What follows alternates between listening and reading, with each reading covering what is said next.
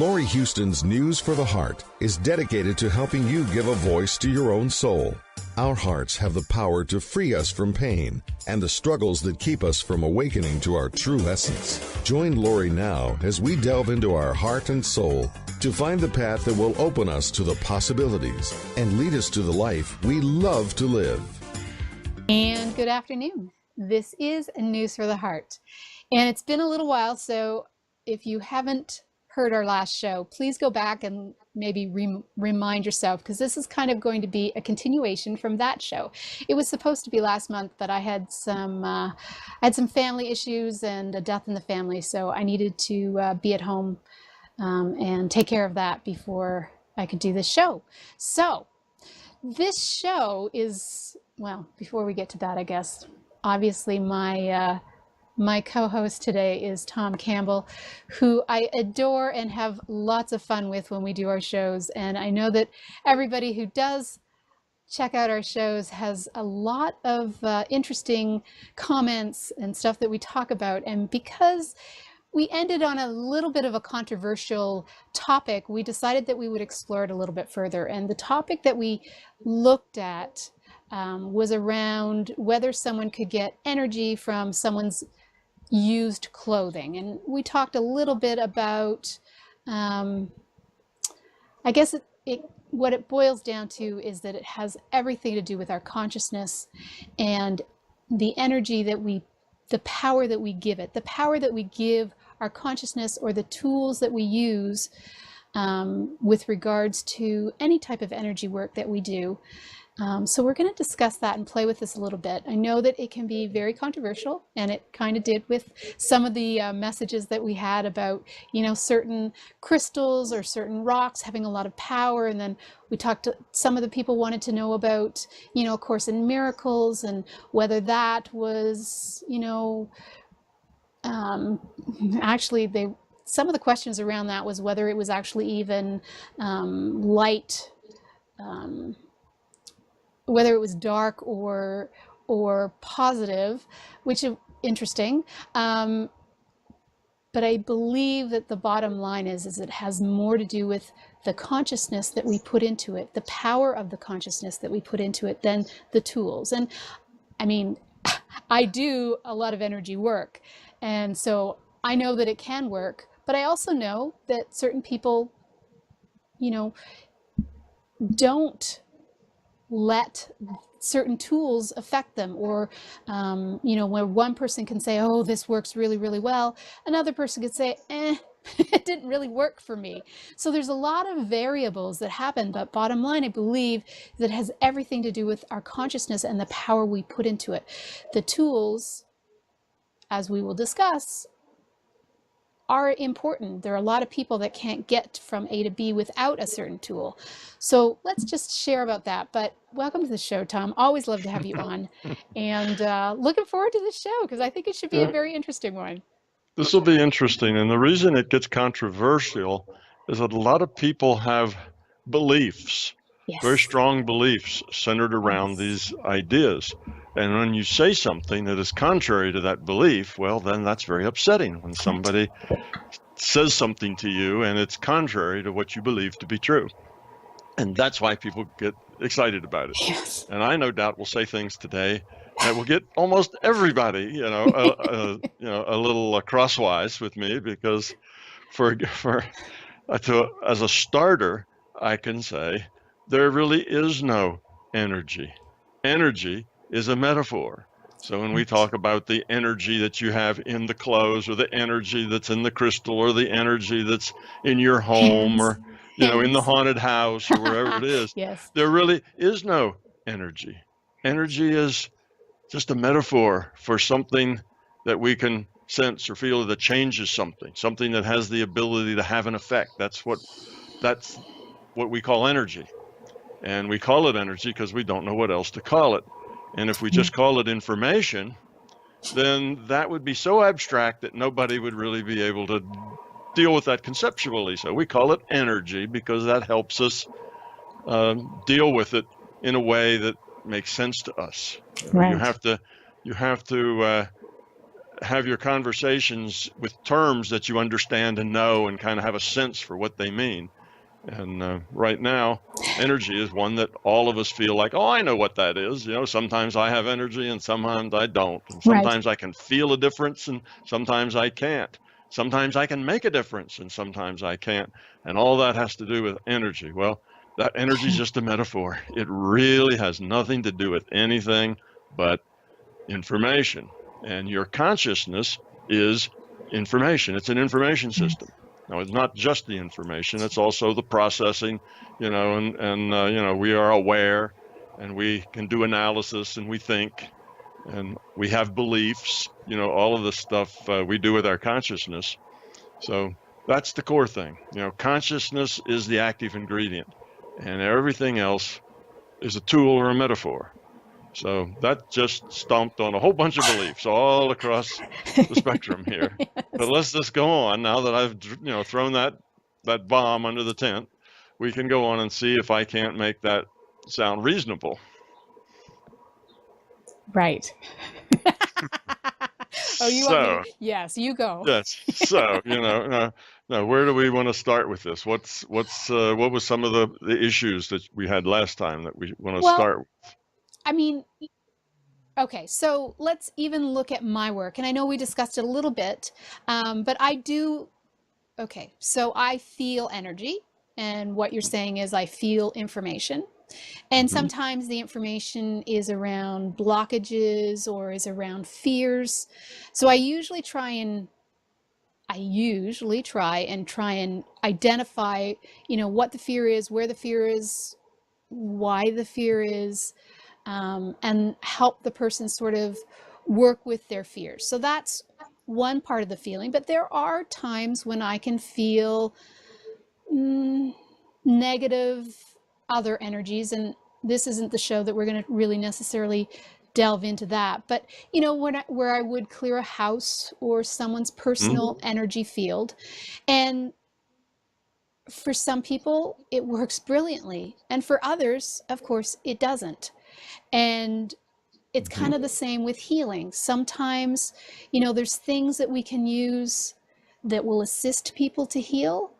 And so there's lots of tools. I mean, there's so many tools out there for people. And you've even mentioned yourself that, you will look for dark spots or whatever and shed light into it. So let's help people understand what it is that we're really doing and how it can or may not help someone. Okay.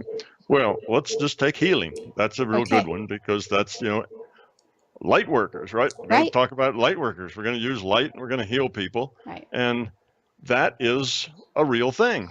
That does work exactly the way it sounds like it works. You can heal people with your intent. And what you're doing is that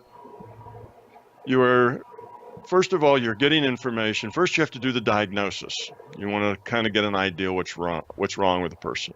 So when you do a diagnosis, you have an intent to understand, quote, that means get some information about, right?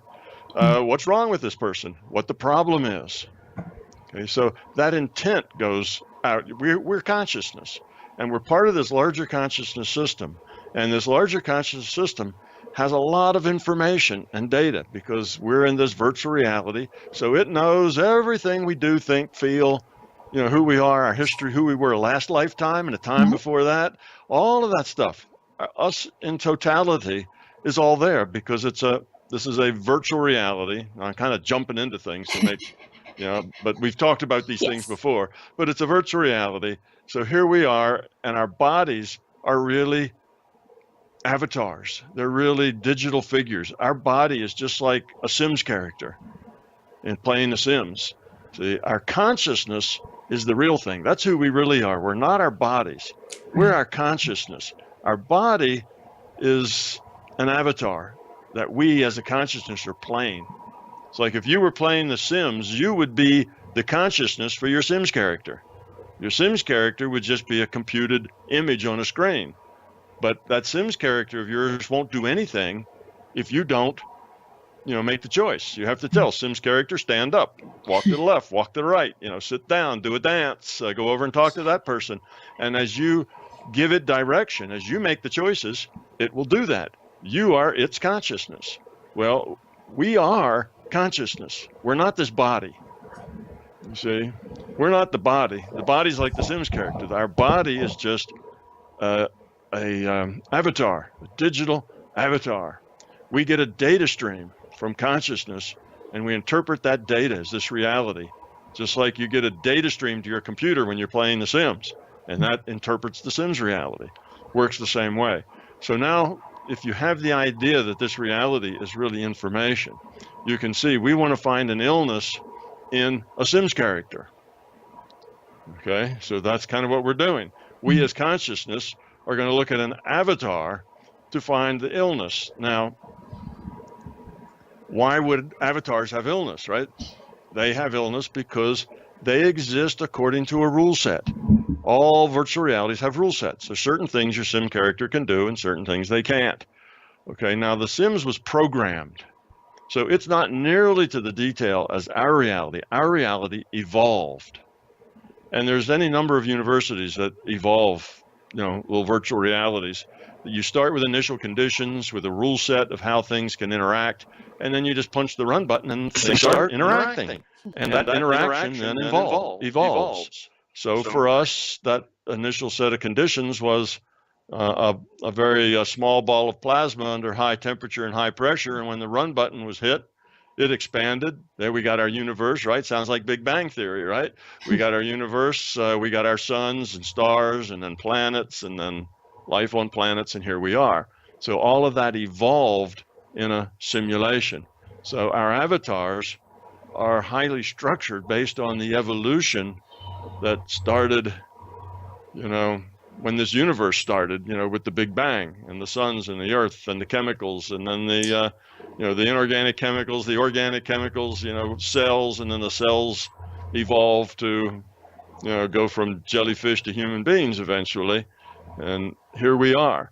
But this rule set is what defines what these characters can do. Right. Our consciousness decides what they're going to do. We make choices for them. But their bodies, the avatar, sets the constraints on what we can do with that avatar, we as consciousness. So as a consciousness, I can't say, oh, I'm going to jump 100 feet in the air.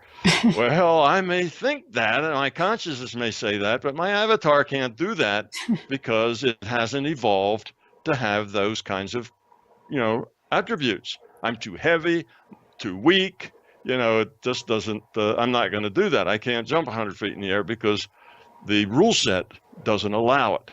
Well, this rule set also is our biology. And our biology can get unhealthy. It can get unbalanced. It can get to where it doesn't work anymore.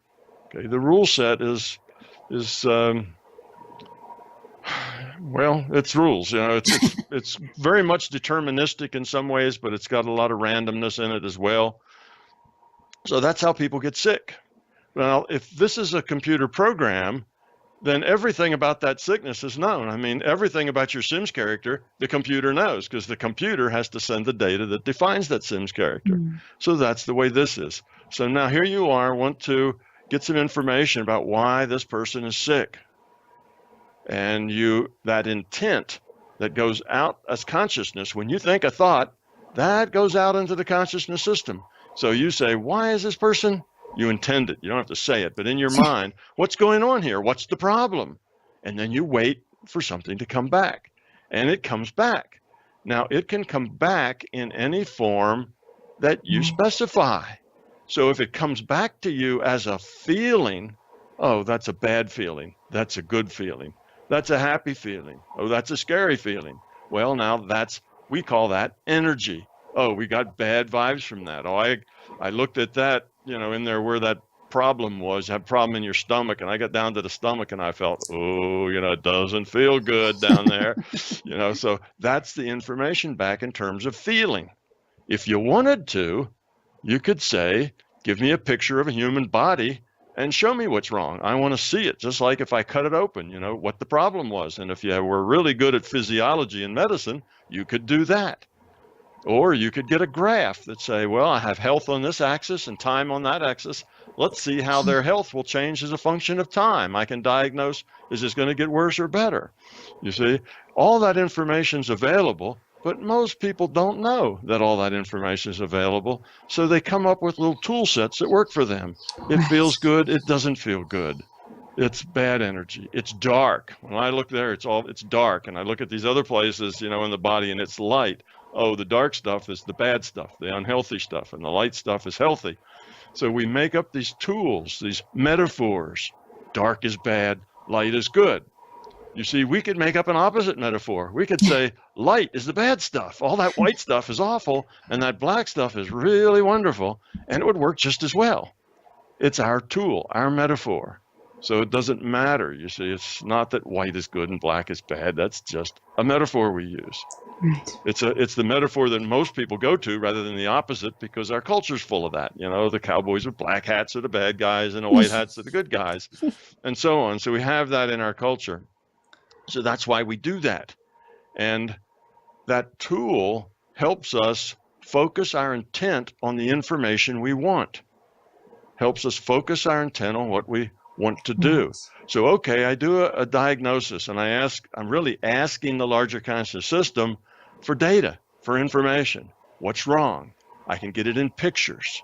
When I do this, I tend to deal in pictures. When I do healing, I'll have like a gingerbread man, kind of, humanoid shape, head, neck, body, legs, arms, hands, that sort of thing, feet, and then I'll let everything that's good and healthy be white, and everything that isn't dark, I'll look for the dark spots. And you can zoom in or zoom out just like you can in any, in any digital, video that you have. So I'll send the cellular. So that's how you diagnose. You're asking for data on what the problem is, and you get that data. Okay, you may ask well, look at that individual over there. I wonder their emotional state. Oh, that's data. You can get that back. Oh, I wonder what their spiritual quality state is. Oh, you can get that back. Oh, look at this house. I wonder if there's any really bad energy in here, where the ghosts who aren't nice live, and there'll be dark ghosts, and you can look around and say, oh, I can really feel something, off in this corner of the house. There's something really that's just getting information back. Okay? Right. It's getting information back from the system. And we do that, and if we do it in pictures, we say that we are clairvoyant. Okay, we see things. Well, you see auras. That means that your output format, the format you want the data in, is visual. So now you turn it into visual output, and now you see auras around people. You see things. You see energy, because we define this information we get in terms of energy. That's our metaphor. So yes, I see auras. I've seen auras for, I don't know, probably 40 years. And yes, you can see them around all sorts of things. You can see them around power lines and trees and animals and people, and they change, and it's really interesting. But that's information that you're getting. First thing, you have to make the query. You wonder, well, I wonder what that energy field would look like as such and such with that person. And that's your connection to the data. You see? Now, making connections to the larger conscious system to get data is something people practice at. Right. You can get better at that and get more accurate with it over time. So that's what's going on there. Then you want to do something about that. Okay, I found that all around that heart area, let's say there was a lot of black stuff in there, which means the heart was having trouble. So now I want to fix it. I have an intent to change that black into white. Now, white is a metaphor. See, now I'm a light worker. I get this white light I'm going to put on it, and I'm going to shine this white light on it until that black just goes away. Right. What that is a tool. It's a symbol. It's a set of symbols for me having an intent for that illness to get better, for that illness to go away, for that to heal, for it to get better. You see, that's my intent. And intent modifies future probability. So if I have an intent for the future to be a certain way, that modifies it. That the probability that it'll be that way goes up a little bit. Okay. Now, you can't always have everything you want. So if let's say that person's heart is so bad, it's so diseased and so on, that there's, the probability that they're just going to get better and everything will be fine is 1 in 100,000. Well, you can work on it and make that go from 1 in 100,000 to 1 in 100. Well, you've done a lot of work. You've really, raised the probability of health there a whole lot from, they're going to get well 1 in 100,000 to they're going to get well 1 in 100. But they're still probably not going to get well because 1 in 100 is probably, not going to, get you where you want to go. So you can't always do whatever you want because the probabilities are different. How much ability you have to move that probability is different. The focus you have, your ability to clear your mind and have a clear, focused intent and so on. So what we're doing when we actually change things, when you make that, bad energy go away from that house or that person or that car or whatever, what you're doing is changing future probability with an intent. Okay, that's what's going on. And that's just the nature of consciousness. That's because we are consciousness. We're part of this larger consciousness system. We're in a virtual reality, and part of the feedback that we get in this virtual reality is that we get to modify the future with our intent. But of course, there's a lot of other people doing that too.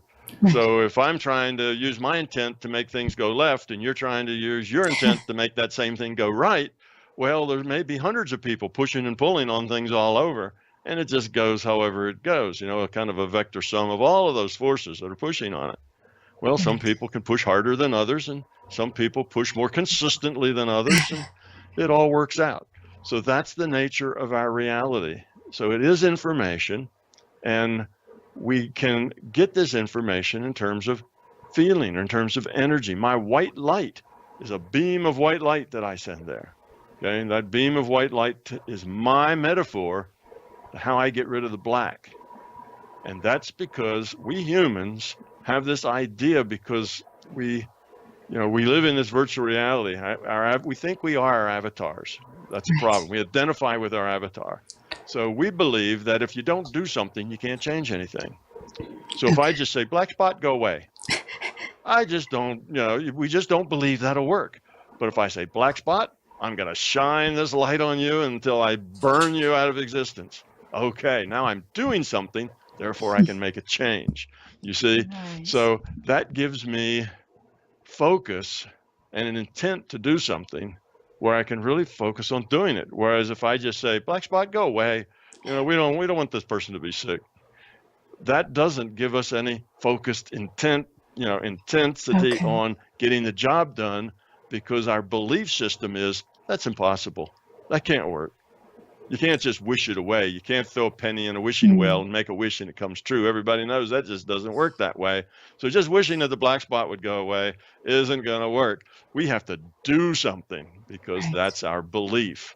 Now, as it turns out, if you didn't have that belief that you had to do something, just saying go away would work just fine.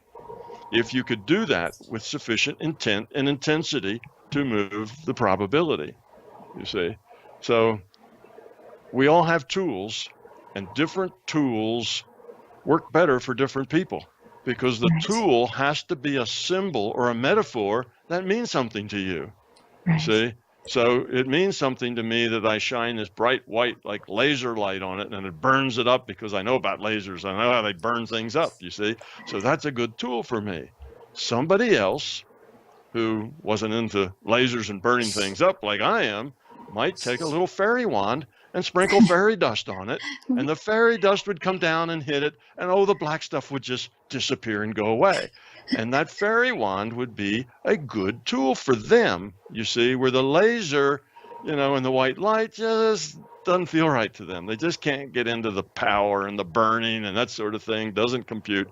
But the fairy dust, that works for them. So you can have all kinds of tools that'll work real well for somebody and won't work at all for somebody else, because they're symbols, they're metaphors, and you need a symbol.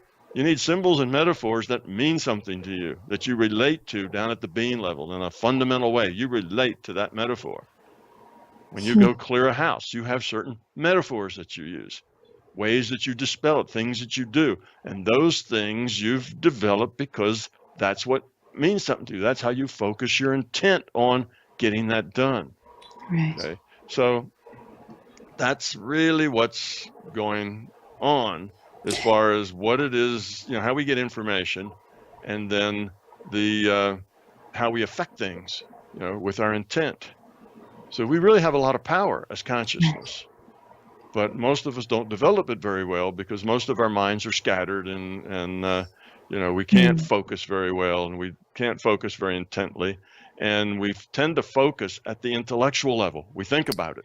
Oh, I want that black spot to go away. Well, that won't do anything. Focusing your intellect on the problem isn't going to have any, well, I shouldn't say it doesn't have any effect. It has a very light effect, very minimal effect. You have to learn to focus from your being level. If you could focus from your intellect, throwing coins in a wishing well would work much more strongly than it does, but it's a very weak kind of an effect. You have to project that feeling at a being level. That's why people who do this sort of thing, if you're a light worker and you're changing black bad stuff into white good stuff, you don't do it while you're playing cards and drinking beer. You don't do it while you have to get yourself in the right frame of mind. You have to get settled. You get in a meditation state. You clear everything else out of your mind.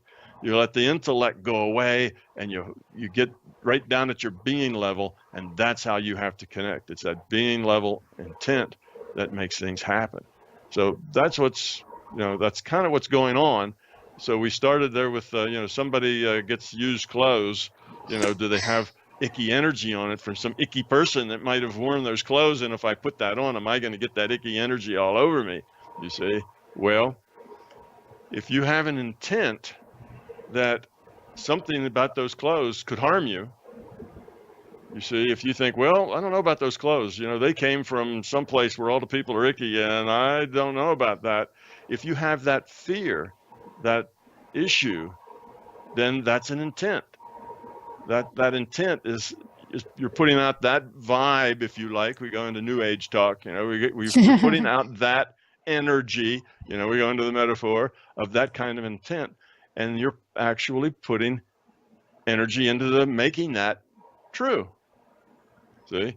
So if that's something that really, really bothers you, if I put this on, I could get cooties, I could get, the heebie-jeebies and get sick and get ill, because that was a really horrible person that owned that. They were always deep depressed and, evil and so on, and I wouldn't want anything of theirs.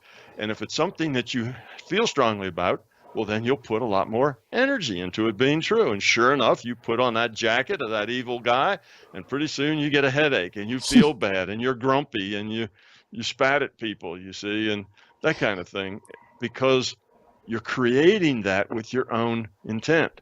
So then would say, well, yeah, you can get energy from people, because I did it once. I put this guy's coat on and, it really made me angry because that person was angry all the time. I must have picked it up from the coat. Well, the reason you had that experience is because of your own mind. It's your own consciousness is not really too much under your control. You see, your consciousness is jumping around with all the fears you have, making those fears come true, right?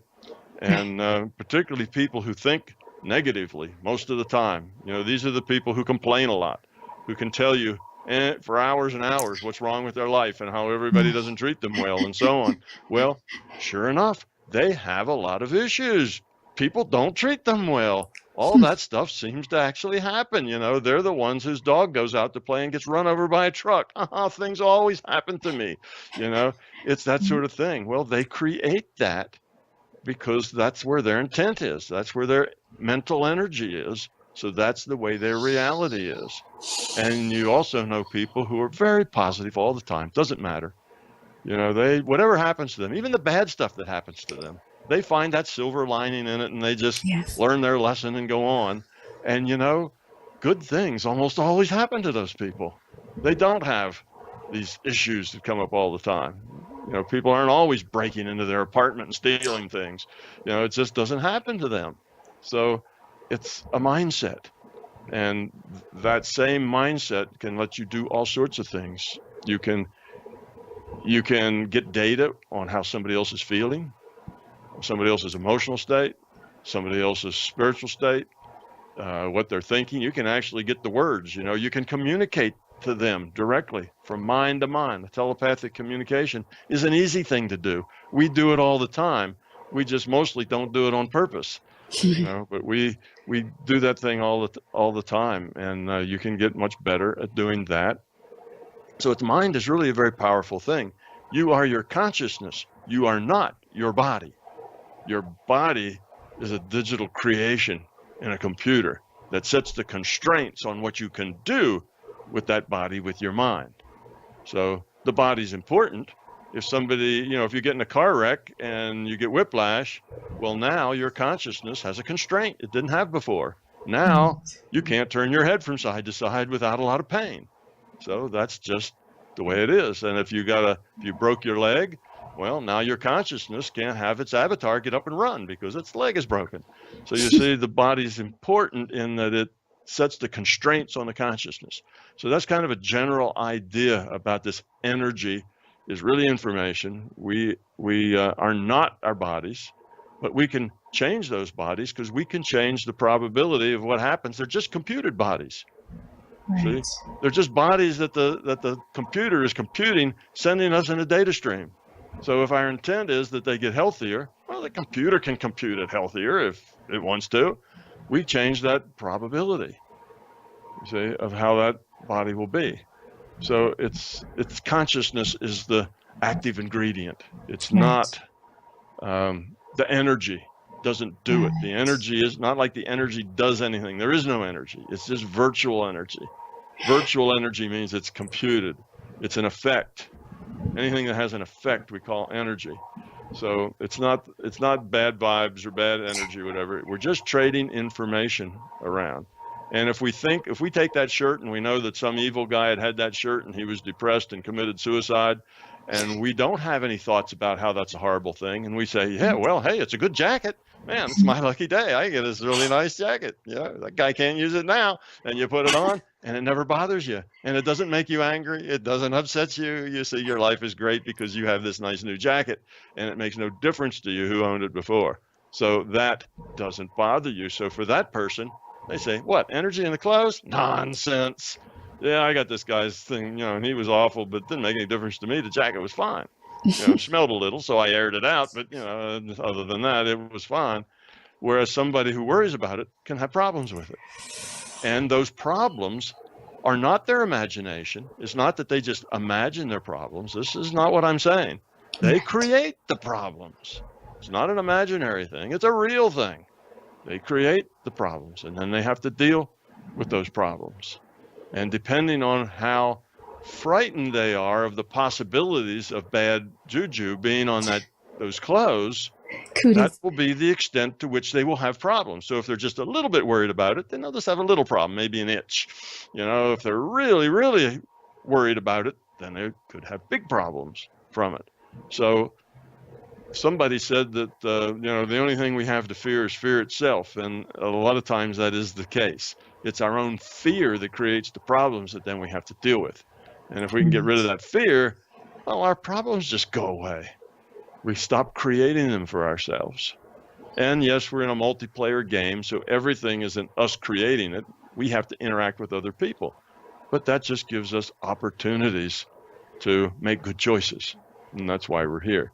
So that's kind of a general idea about this energy thing, energy and information. Yeah, there really is no energy.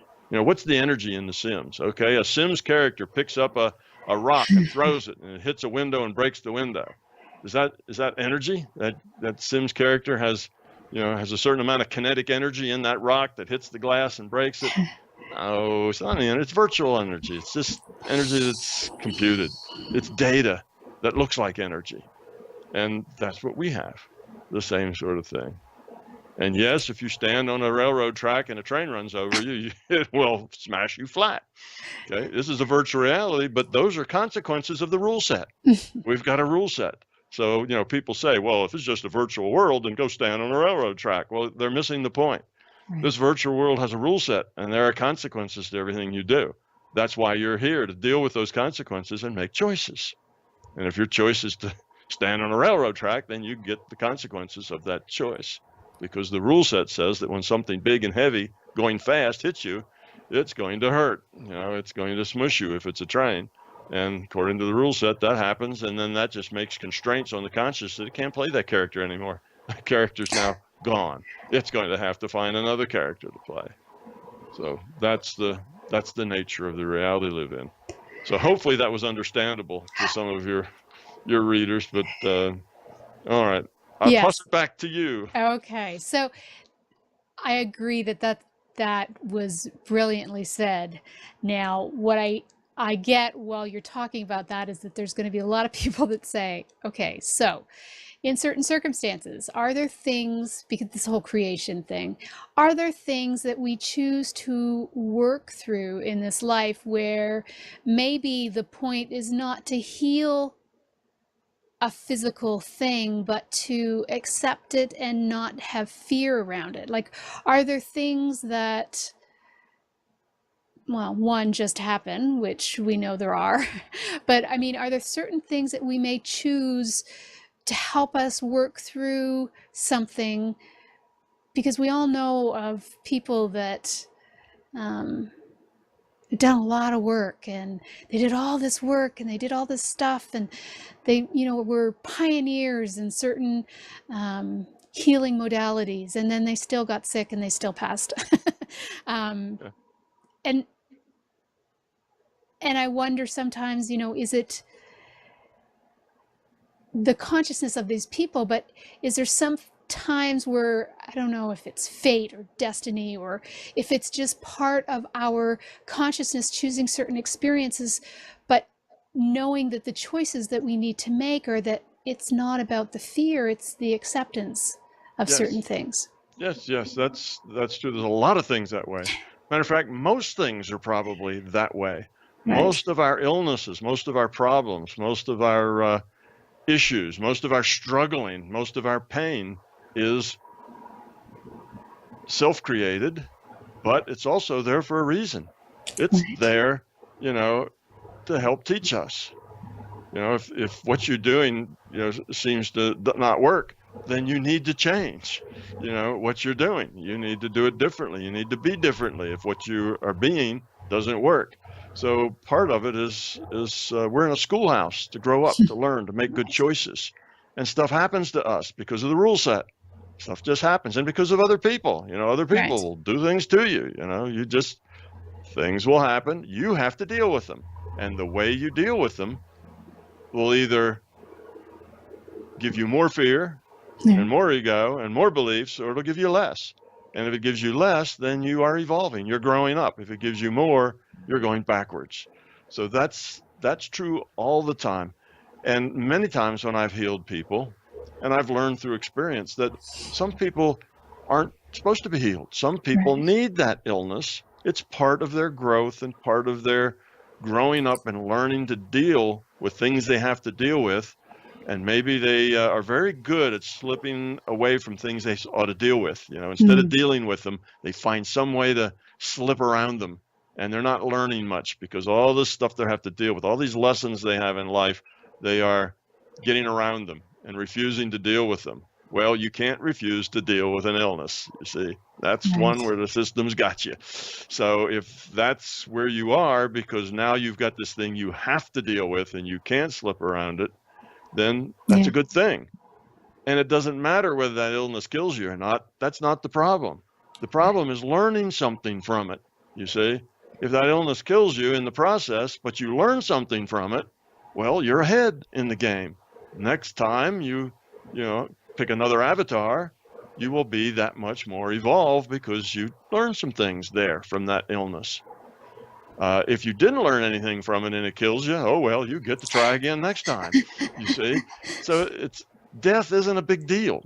Death is not that big a deal. So the illness is really not that big a deal. If you're ill and you have problems, think, what can I learn from this? What can I get out of this? So you take, what was his name? Steve Reeves, Superman, and he falls off a horse or something happens and he's paralyzed from the neck down. So there's this big healthy guy who's buff and athletic and all these things and looks like Superman, and now he's paralyzed from the neck down. All right, well, that's an opportunity. You see, he can accept that and say, well, this is the way it is now. I'm paralyzed in a bed and I can't move anything but my eyelids. All I can do is blink maybe and talk, and that's it. Well, what am I going to do with that? Now he has choices. One choice is to devolve into self-pity. Oh, Right. why me? Woe is me. I had such a great life. Now look at this. This is so bad. Why do things always, you could go down in the self-pity route, but that would be going backwards. Or you could say, well, what can I learn from this? How do I accept this? How do I deal with it? And meet it head on, deal with it with love and caring. And okay, he didn't live a whole lot longer. He only lived maybe 4 or 5 years later, but because when you're paralyzed, sometimes what kills you is just you can't clear your throat. You can't do simple things that we all take for granted. But in any case, he did learn a lot from it. As you recall from that story, he accepted it and went with it, and I'm sure he had some great learning moments because of that. And his next start, he's way ahead of where he would have been otherwise. So that, oh no, what a tragedy, turned out to be a really good thing for him. In his next existence, he started out way ahead of where he would have been otherwise if he hadn't had that accident. So you have to look at things from a bigger picture viewpoint, not just what we're here to do is have as much fun as possible, see how much beer we can drink, how much sex we can have, how big a house we can live in, how many cars we have, and that's it. That's why we're here. That's not why we're here. We're here to grow up, to learn, to get rid of fear, to become love. That's what we're doing here. And sometimes illness is part of that process. And we make ourselves ill by our negativity, by our fears. That's where a lot of illness comes from. And you have to deal with that illness. It kind of forces you to deal with that negativity. So it's, everything's kind of mixed together. You don't have like an illness, which is separate entirely from who you are. That illness is part about you, about who you are. Now, sometimes it's just random. You grab hold of a grocery store cart and you push it, and you didn't know it, but 2 minutes before that cart got put in that stack, some child with a bad respiratory infection, was sitting in that little seat and, wiping their nose and putting it all over the handles, and you go in and you get it. All right. Well, that might not be a life lesson. That may just be stuff happens. Some of it's just random, but still, you get to deal with it. And how do you deal with it? With anger, with pity. Oh, why me? Why did I get this cold now? Or you just accept it and go on and deal with it well. And, so that's what life is all about. Right. I don't know where that went, but anyway, your question about energy and is is it great to always heal somebody? To always trying to do that? No. A lot of times I'll find that it's just inappropriate to heal that person. Right. And the times that I have forced it, there are times when I got the message that no, it's inappropriate. They really don't need to be healed. But because of the situation, I healed them anyway. You can force it if you have enough strength to change the probabilities. And you can force that healing, but you know what happens? Something comes back and takes its place very quickly. So, there was one guy and he had stomach cancer, so he doesn't have stomach cancer anymore. But in 6 months, he got some incurable blood disease. It just, it was his thing to have, and if you take it away, they'll put something back. So that's generally what happens when you force it. But it's not good to force it. You're not playing God that, well, I can make things be any way I want them. See, I can heal you and I can make you sick and I can do all this stuff with my mind because I'm important. That's all just ego. And that is not the way to go about it. You have to let people be whoever they are, however they are, and deal with their own stuff because that's what they need to do. But you can talk to them. You can give them hints. You can say, well, here's another way to look at that. But you can't tell them what to do or how to do it. You just have to let them do it. And if what they do is self-destructive, well, that's just on their path of learning. You have to accept that. And that's hard to do when you have somebody you really care for, your spouse, your child, your parent, and you see them doing things that's self-destructive, and you know it, but you've pointed it out, you've done what you can do, and that doesn't work, it just makes them angrier, you just got to accept it and say, that's the path they're on. And I will interact with them as positively as I can. I won't let that negativity suck me in and be negative too. And then you're doing as best you can do. You have to let them be who they are. Let them learn what they have to learn or not. You know, it's not your thing to fix other people. Right. It's your thing to care about other people, not fix them. And you accept them however they are. And that becomes problematic in some cases, but but that's because that's our issue, right? That's right. That's your ego. That's why that gets Yes. problematic, because of your own Yes. fear and ego and Right. beliefs. Yeah, if you didn't have that fear and ego and beliefs, it'd be easy to do that. But because you do, then it's difficult for some people to be nice to somebody who's passing out pain and misery. Right. So let's go into the area of how much power we give things or people. And like, are there certain people that, well, usually we get attracted to certain things that may assist us because that may be part of the larger consciousness system, may be guiding us towards certain people or certain modalities, a certain way of thinking that may be different, so that you're always sort of learning and growing. But I mean, there are people that, you know, I can talk to and I'll know right away whether I can help them or not. And I'm not one of those people that say, oh, I can help you, and you know, this is how much it's going to cost. It's like, well, I don't see you actually. I may not say this to them, but I don't see them wanting to change. Like they may want to give money away to something, but they don't actually want to grow their consciousness, or they don't actually want to shift their own consciousness. And I mean, I can't do that for them. So I know that there's that aspect of that, or, you know, maybe there's something around the trust. I don't know what it is, but there's usually,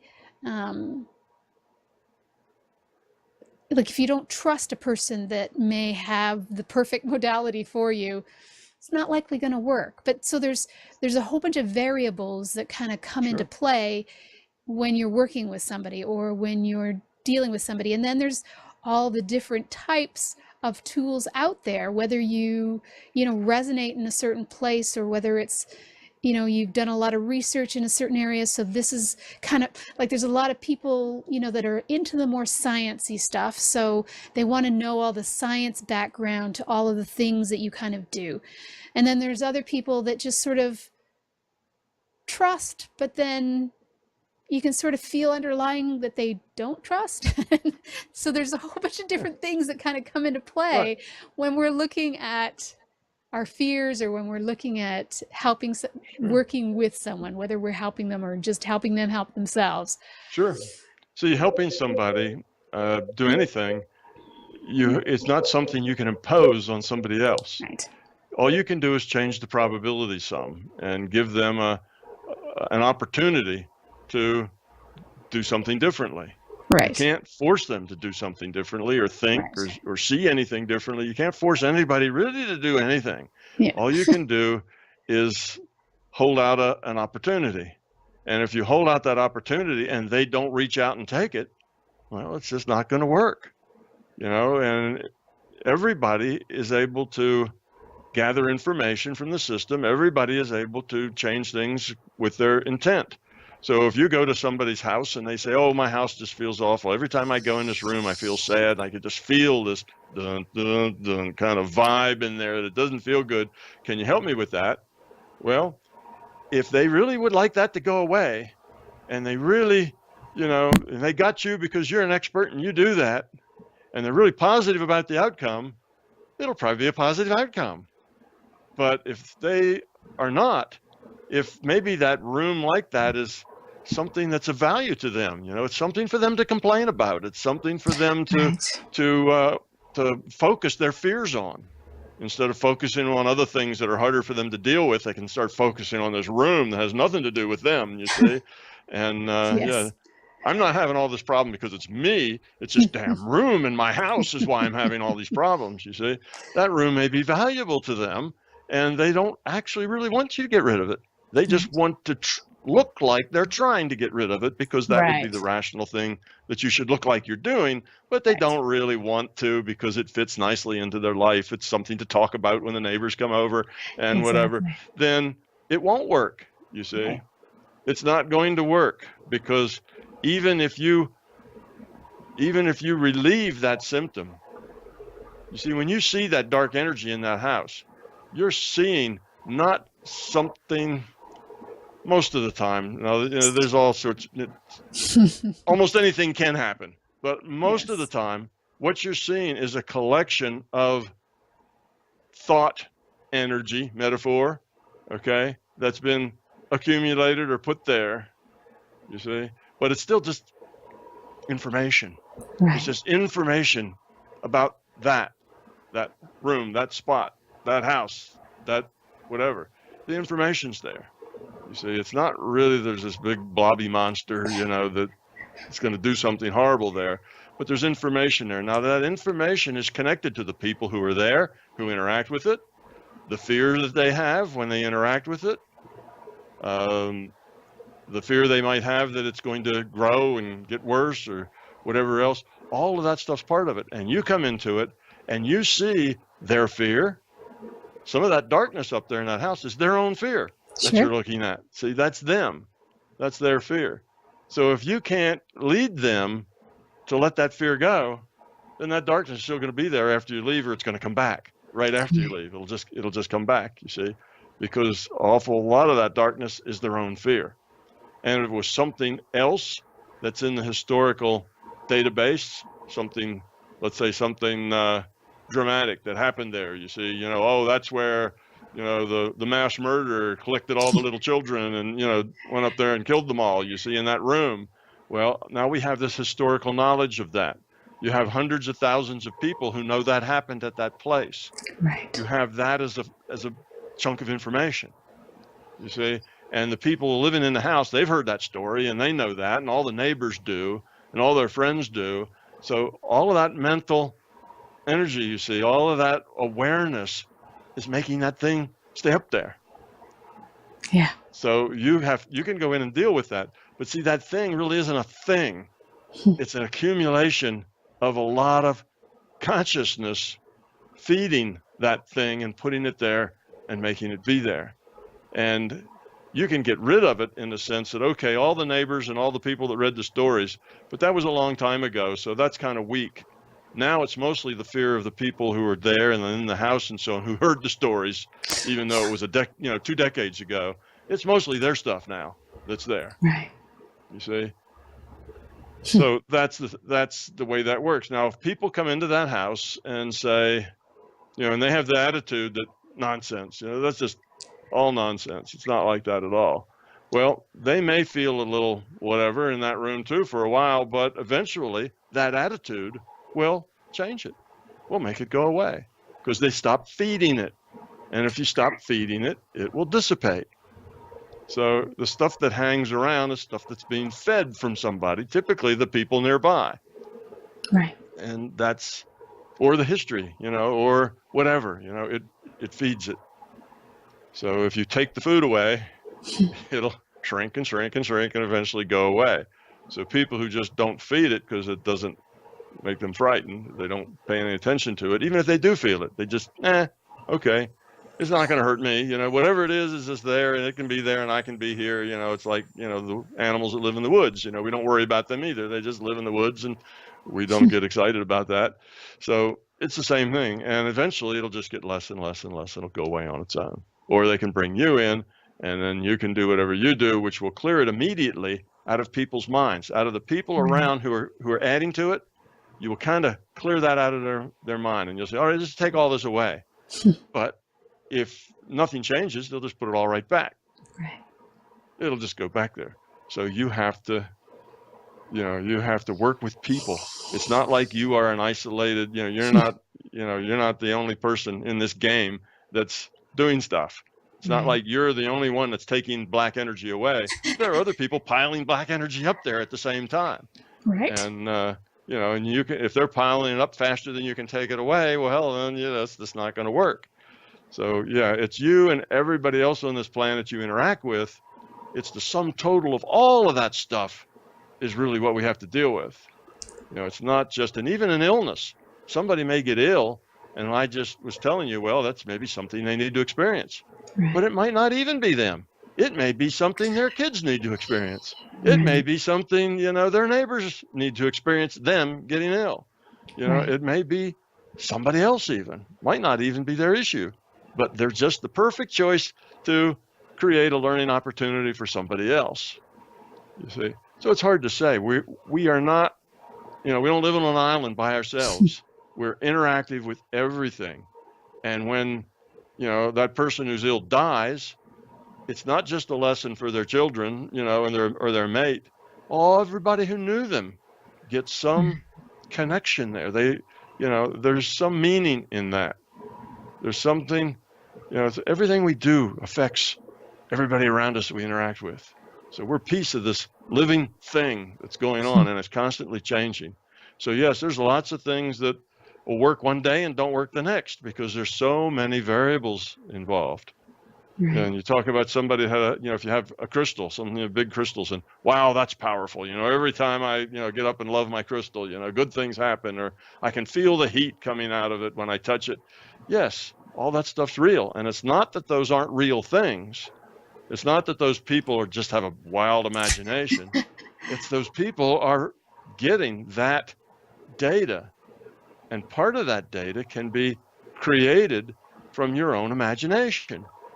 But it's still data, and you're still getting it. You know, we have to stop thinking of our imagination as something that isn't real. Right. Our imagination creates information. Our reality is information. Information's information. It's all as real as any other. It's not like our imagination is some fake information.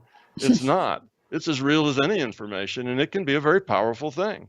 And it can lead to, you know, bad energy in the corner of the house. You know, it can do all sorts of things.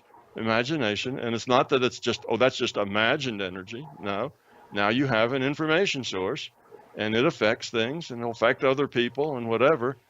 Information is real, whether we make it up out of our own mind, or whether it comes from somebody else's mind, or whether it comes directly from the larger consciousness system. It's just information.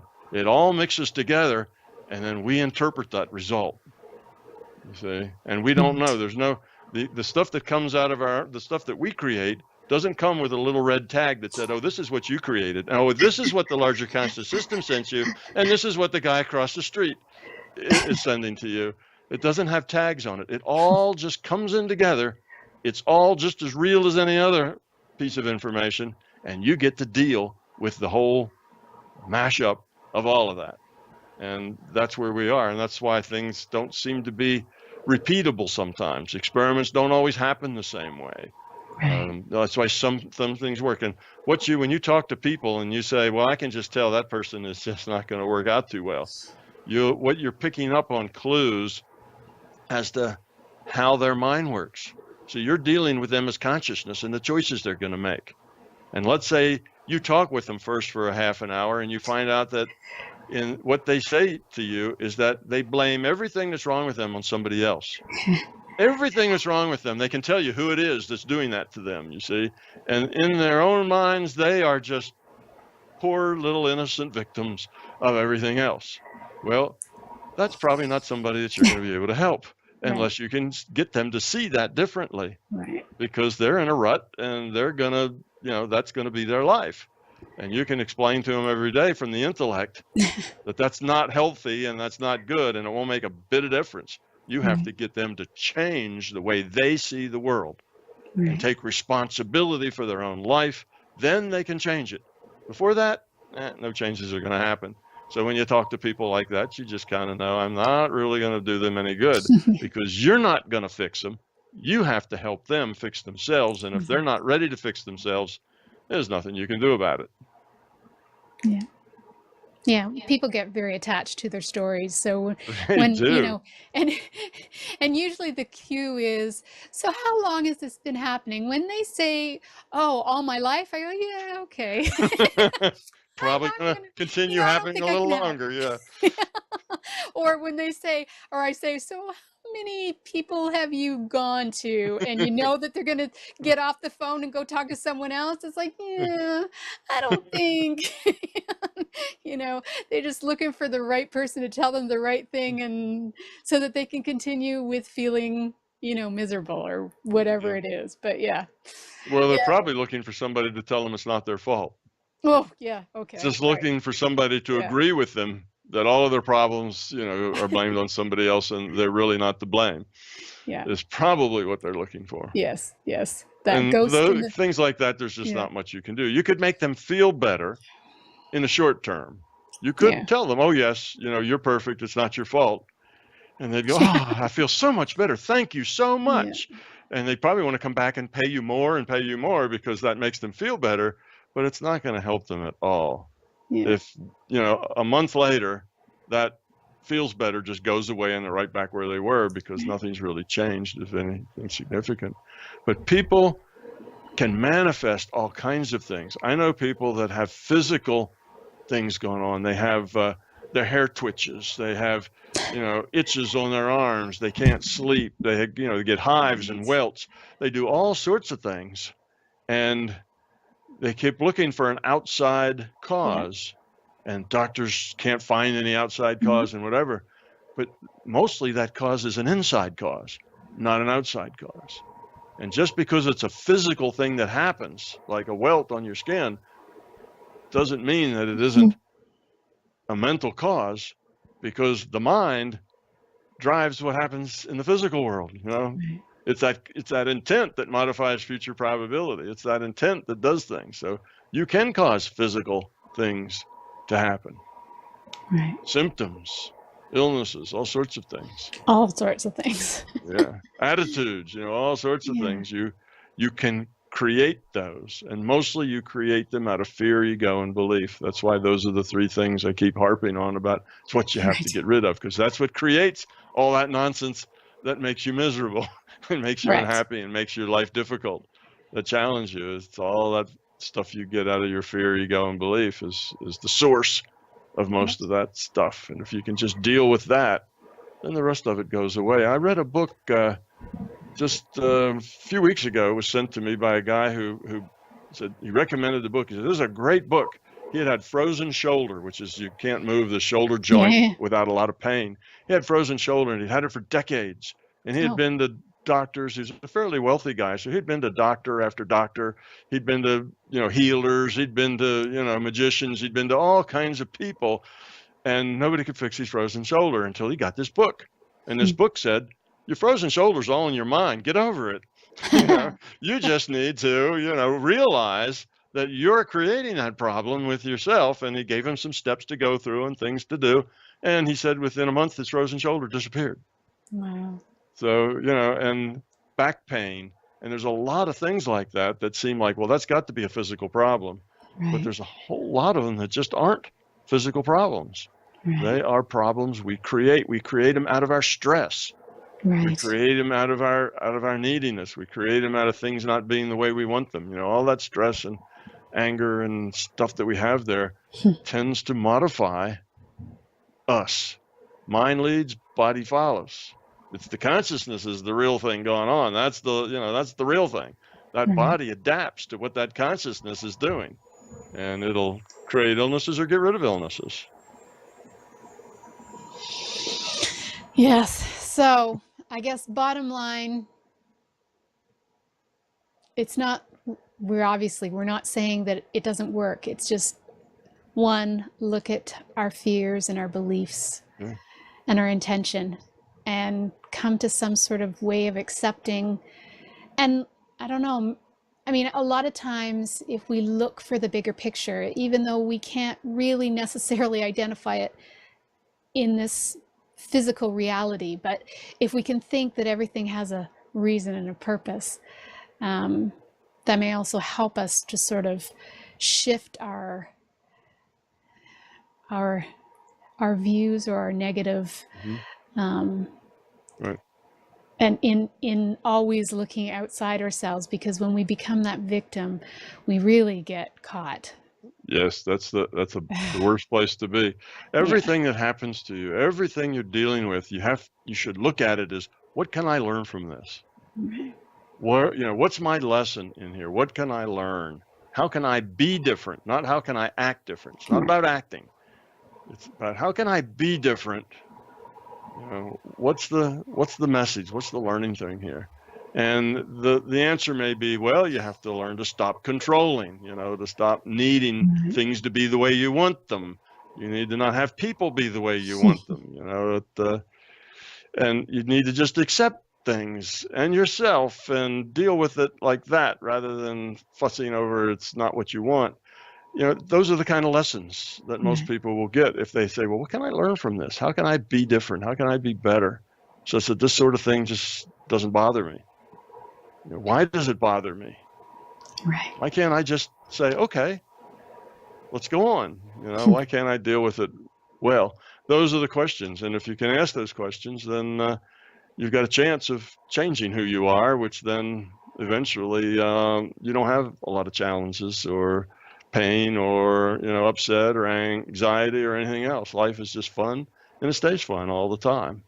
And when bad things do happen, bad things like things you wouldn't wish for, but they happen anyway, because it's a very complex place where we live, you just accept them and you go on and learn what you can learn from them and accept however it is, and that's okay.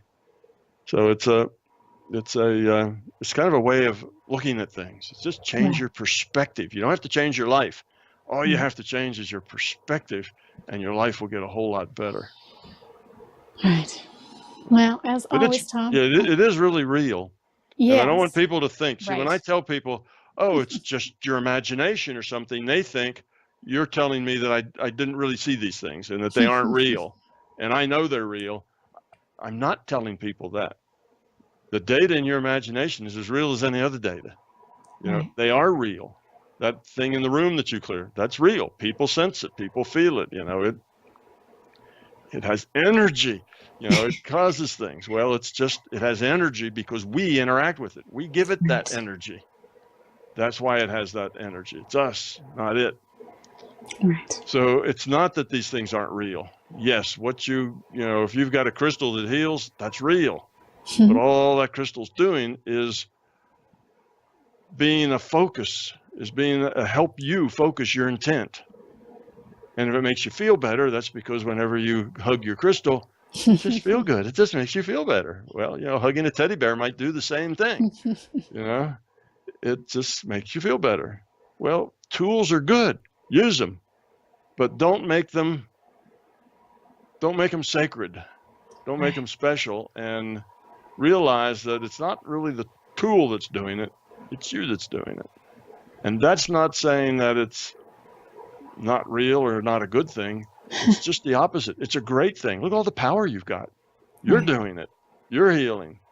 A lot of people, when they heal, they'll say, well, I don't heal. I'm just a little person and I can't heal. But what I do is I go get the powerful being that I'm friends with. I go get Mary or Jesus or somebody, and I let them come in and do the healing because they have power and I don't.